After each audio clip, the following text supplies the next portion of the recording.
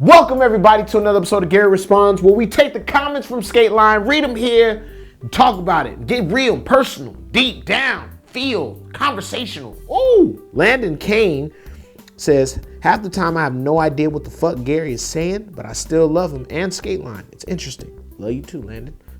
Sorry. I get excited, babble, spit, get confused. I might not know what I'm saying, but I'm saying it and I feel. You know that I feel what I'm talking about. I think we all on like a hear level, like, yeah, we connected right, because I don't really know what he's saying. And I'm there though. And that's what I try to do sometimes. But shout out to you and everybody else that be dealing with me from other countries that have no idea what I'm saying. I want to do an all Spanish Skateline one time, and then I want to learn Swahili and do it in Swahili. Fesfia Dalmini says, first time I heard about Yako was when he came to Africa with Red Bull. That dude is beast. Yako is super special. Yako is one of those like once in a blue moon type of talents on a skateboard. There's some people you can watch them skate and be like, okay, so he wants to skate like this, or this is his personality he looks up to. Like when I look at Yako, I'm like, I don't really think I've ever seen anybody form tricks in the way he's doing and what he's on. He's like doing his own thing, and I think that makes him super beast. I love that, for sure, for sure. Will Milborn says, to be fair to Element, they still have Westgate and Appleyard, two of the best to ever do it, which is a very true statement. Mark Appleyard is one of the original steez, like from like when I started skating. I was like, damn, that nigga's a beast. Brandon Westgate, undoubtedly an incredible dude. They still got Nick Garcia, even Ethan Lloyd. There is talent over there, but the truth of what I'm meaning is like those dudes are good in their areas. Brandon Westgate has like cranberry farms. He don't give a fuck. He's hella good doing hella other shit. Mark Appleyard's a father. Like these dudes are all still skating and they're still incredible. And Nick Garcia, nobody's giving Nick. If people gave a fuck about Nick Garcia, Ellen would be fine. Like he's that good. He's also one of those, like, I'm skating like no one else. These tricks have never been done before, but nobody's really giving them that. And I don't know why, but whatever. Yeah, like it was after Nassim left. I was just like, damn, because Nassim was good as fuck too. They had hitters on Element forever. Ryan Derby says, milk, cheese, meat, your show contains all of it, and I'll keep consuming it. I was hearing that there was a lot of like, in the comments, there's a lot of people that are part of the whole like, you know, go vegan, stop drinking milk and stuff. And I said the milk comment about almond and stuff like that, you know, alternative ways to drink milk. So shout out to all y'all that are tired of, you know, because farming is ruining the planet, to be honest, you know, and I'm trying to give up red meat and I love cheese. I'm working on it. But drinking a milk is just out. You know what I'm saying? An In-N-Out burger is one thing that's fucked up, right? But like drinking the milk is, no, stop. And I'm not trying to be like vegan-esque or not. I'm just like, bro, there's no way. Like, think about us, as gross as this is, we drank a milk as children, right? They do, like, their children do the same thing, and we drink that. I'm not, for y'all, just think about that. That's fucked up. All in our cereal and shit. Alex Clayton says, Gary, we need a Godspeed rough cut. Tell Jolly, go over to Jolly and let him know. All right, because yes, there was some crazy falls. Alex damn near, yeah, that would be a crazy rough cut. That would be crazy. Skate Mysterian says the clip of Luan is pretty old, right? Probably. Who cares? Did you see it? Did you watch it? Did you feel like, wow, this is old? I don't want, Gary, why would you show me this, Gary? Did you really feel like that deep down? Or are you like saying that this is supposed to be a you know, I'm saying an up-to-date news show?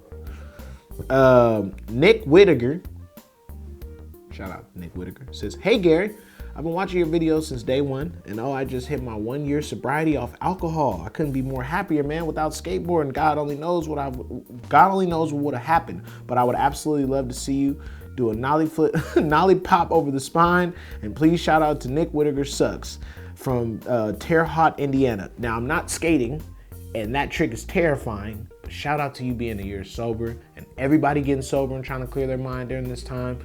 Literally, bro, if you got stories like that, you want to come to Response and talk about it, I will give you all the credit you need, because that shit is impossible. I'm coming on 8 years sober, so I get it, bro. Like letting go of the extra substances that make the party 10 times more fun, but actually kill you when you by yourself. If you can do that shit, that is bravery, my nigga. So shout out to you, and I want you to go nollie pop over a spine and let me know how terrifying it is, because I've tried one, and I leave the board and I'm doing the flailing thing.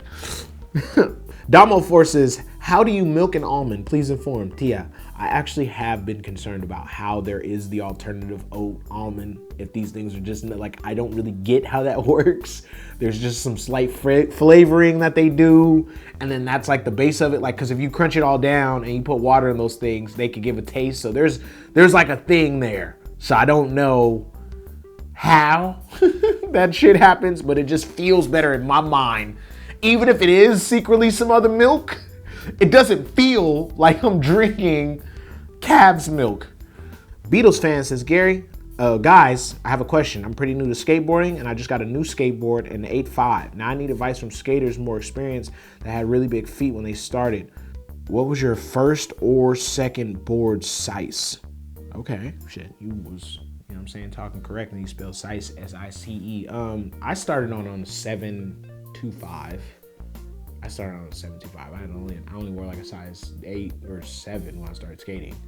Then I grew to a 9. So if you got big ass feet, nigga, you can ride an 8.5. I feel like an 8.5 for like any size, you know, unless you wear like Shaq size feet, motherfucker. I'm pretty sure you got like 12, 13. We talking about big feet, so just yeah, or one of them Cater 9s. You be fine, bro. It's all good. You just gotta learn from there. You gonna follow your ass regardless a whole bunch of times. So welcome to the beginning of the end of the most fun pain you'll ever have in your life. Benjamin Johansson says, did numbers go in the grave? I'm guessing it failed since they haven't posted anything in like 4 to 5 months. Not surprised though. The boring name and the logo, the most boring name and logo ever. The kind of boring team in my opinion.